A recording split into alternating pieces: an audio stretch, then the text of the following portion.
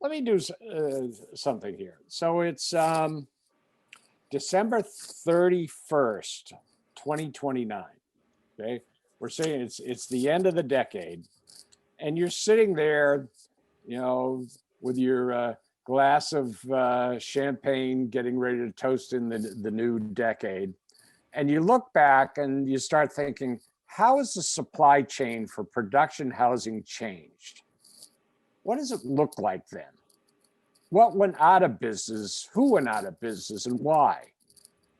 What kinds of companies pivoted and adapted and why? What kinds of brand new players came in and succeeded and why? And how did you grow and prosper in this whole thing? So, John, you're sitting there, you're up there in Hot Springs. You probably, no, you got some Bullet whiskey. You're not drinking champagne. Bullet bourbon. Bullet bourbon. You got that up there. So talk to me. What do you think? What does it look like? Almost 10 years from now. I love this question. So you have to allow me to elaborate a little. Yeah. I love the question because back in 2006, I started thinking about what this looks like. And I would have told you in 2006 what you're asking in 10 years from now, what it looks like. I mean, it's a slow thing, right? It's that we're not moving near as fast as we would like to move. But I think it goes back to this idea of the ecosystem. At the end of the day, we are all in this together. The builder, the trades, the distributors, the manufacturers. We are all in this together. And if you think about what we have is we have a marketplace. And what we haven't done is to say, hey, Mr. Builder, the top 50. Hey, manufacturers, which I mentioned, there's 14,000 suppliers on my system. By the way, those 14,000 suppliers build every home in the country of the top production builders. They're just involved with all the builders. Why are we not leveraging the insurance companies for healthcare, homeowners insurance? Why are we not leveraging them for the trade insurance? Why are we not leveraging fleet for the vehicles that are out there as a group, as a collective offering? Why are we not taking the data that exists today, but super fragmented, and being able to streamline that and give complete transparency and visibility throughout the supply chain to create those efficiencies? I think about all of the different things that we could do as a collective group if we agreed to do it, that absolutely would lower the cost to serve. It would lower the cost to build. It would provide better products that are in the market. Innovation would be rampant because this consortium, if you will, this ecosystem would be in this user group of the top 50 saying, this is what we need to drive, this is what we need to create, and we're willing to cooperate in that environment. Who doesn't make it? Those that fail to automate. If you try to still build houses with Excel spreadsheets and big cheap yellow tablets and a pen, you're not going to survive. It's just not going to happen. If you are a trade and you're not adapting field management tools, if you're not adapting and developing your education and your knowledge and continuing to improve that, you're not going to survive. If you're going to continue to put in products that were developed and built 50 years ago in 10 years, I don't think you're going to survive.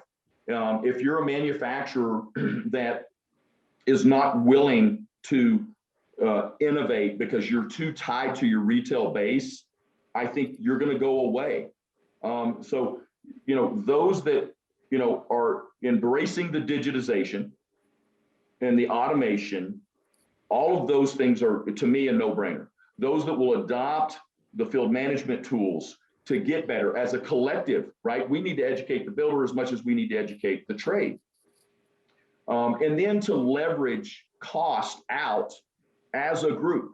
Go leverage those things that everybody pays for staples in their collective companies, right? Why wouldn't you have this hub to go out there and leverage that for all of the constituents in your ecosystem? So I think there needs to be that. And in my world, as I sit back sipping my Bullet bourbon 10 years from now, smoking my pipe, that's what we're doing.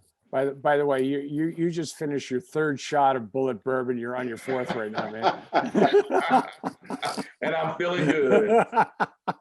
Ashley, how about you? You're sitting down there in South Florida. You've got, let me guess, you got your Tommy Bahama shirt on, and you probably got an umbrella drink rocking, and you're sitting back. What are your thoughts?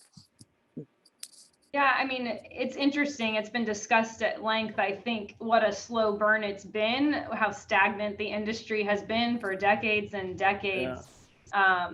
But I do think we've seen some critical advancements just even in recent years. I know some of the technology that a number of companies, Pulte certainly among them, are pursuing is looking at ways to really transition floor plan design to component production with 3D modeling and solutions. And I think we're going to continue to see some progress in that space, which really then designing components in minutes has all kinds of implications for efficiencies down the line. I agree with you, John, in terms of we've got to find ways to make things more affordable. Those who choose not to kind of work together and collaborate in that space, I don't think will be around. But I think kind of as we go through these different cycles, as the landscape changes, it's important to intelligently integrate offsite solutions kind of with our existing relationships, find like-minded partners. I think, you know, Bert, BFS is kind of with Pulte can be that type of like-minded partner who are pursuing this innovation and these solutions together.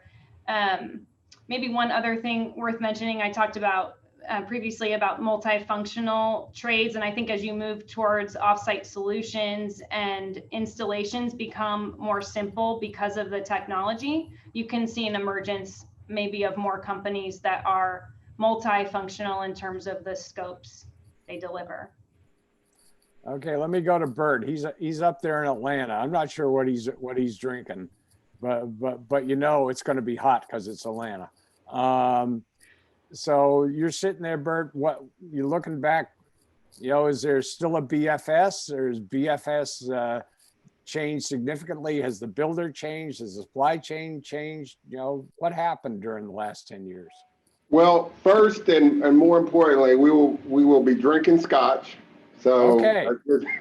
So we're drinking scotch, and you know, the questions that you were asking. So, what does the supply chain look like then? I think the supply chain. I think houses will be built digitally before they will be put in production. So I believe that panelization and value-added processes like ReadyFrame will lead the way. I think that there will be shorter building cycles to help in the building of the houses will become shorter. Those that do not embrace the change will fall to the wayside. So I don't see them moving forward. It's the embracing of the change that is about to happen. And those changes are happening now. I believe that Builders FirstSource will still be here, and we will be leading the way, not only in our panelization and value-added products like ReadyFrame, but also because of our commitment to continuous improvement and innovation. I mean, we invest in our continuous improvement, and we invest diligently in our innovation with our products. You know, the whole thing about it in the last part that you were talking about, I believe that those that embrace the changes that are about to happen will lead the way. And that's pretty much the way I see it. Yeah,